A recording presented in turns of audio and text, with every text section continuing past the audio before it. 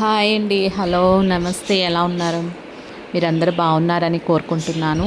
నేను బాగున్నానండి. నేను ఈరోజు మా అమ్మమ్మ కాలం నాటి రెసిపీ నేను మీకు చూపించబోతున్నాను. నేను పప్పు, బియ్యం నైట్ నానబెట్టుకొని కడిగి పెట్టుకున్నానండి. ఈవెన్‌గా వేసుకున్నాను 2. ఒక గ్లాస్ పప్పు, ఒక గ్లాస్ బియ్యం.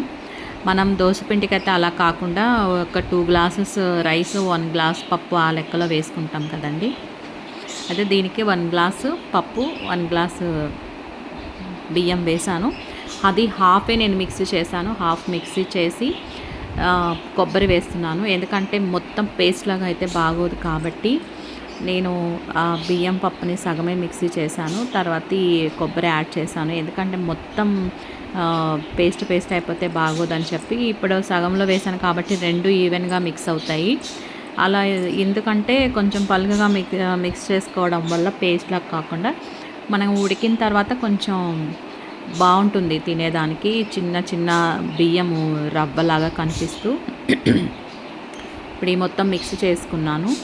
మిక్స్ చేసుకొని ఇదంతా ఒక బౌల్లోకి తీసుకున్నాను. ఇప్పుడు నేను మా అమ్మ వాళ్ళైతే శనగ నూనెతో చేస్తారు. బట్ నా దగ్గర శనగ నూనె లేదు కాబట్టి నేను నెయ్యి వేస్తున్నాను. నెయ్యి వేసి దీనిలో చేస్తున్నాను అనమాట. సో ఇప్పుడు మనం ఏదైతే మన మిశ్రమం ఉందో దాన్ని కొద్దిగా థిక్గా, చాలా థిక్గా దానిలో వేసేయాలి. వేసేసి ఈవెన్గా మొత్తం స్ప్రెడ్ చేసేయాలి. నెయ్యి వేసాను. ఆ నెయ్యి మొత్తం దీనిపైన అంతా ఈవెన్గా స్ప్రెడ్ చేసేసి అది కూడా మంచిగా కలిపేసి పెట్టాలన్నమాట. చాలా లో ఫ్లేమ్లో, చాలా అంటే చాలా లో ఫ్లేమ్లో దాన్ని కుక్ చేయాలండి. ఒకవైపు అయిపోయింది. తిప్పేటప్పుడు కొంచెం కష్టంగా ఉంటుంది. బట్ నాకు కొద్దిగా ఇరిగింది. నేను ఎలాగోలా తిప్పేశాను. మా అమ్మ వాళ్ళు అయితే ఏం చేస్తారంటే ప్లేట్లో బోర్లించేసి ఆ ప్లేట్ని మళ్ళీ దీనిలోకి వేస్తారు. వాళ్ళు పెట్టుకునే వేరే ఉంటాయి. అప్పటివి మన దగ్గర ఏమంటారు, బాండీలు అంటారు కదండి, అలాంటివి నా దగ్గర లేదు. నా దగ్గర ఈ కడాయి మాత్రమే ఉంది. పైన ప్లేట్లో ఏం చేస్తారంటే వాళ్ళు ఉడికించడానికి పైన ప్లేట్ పెట్టేసి దానిలో పైన ఈ మన పొయ్యిలో ఏముంటాయి కదండి బొగ్గులు, ఆ బొగ్గులు ఎర్రటి బొగ్గులు ఆ ప్లేట్ పైన పోసేస్తారు. అదేమవుతుంది, కింద మంట పెట్టరు. కింద వేడి, పైన వేడికి ఆ మధ్యలో అది కుక్ అవుతుంది. సో మన దగ్గర అలాంటి అవైలబిలిటీ లేదు కదండి.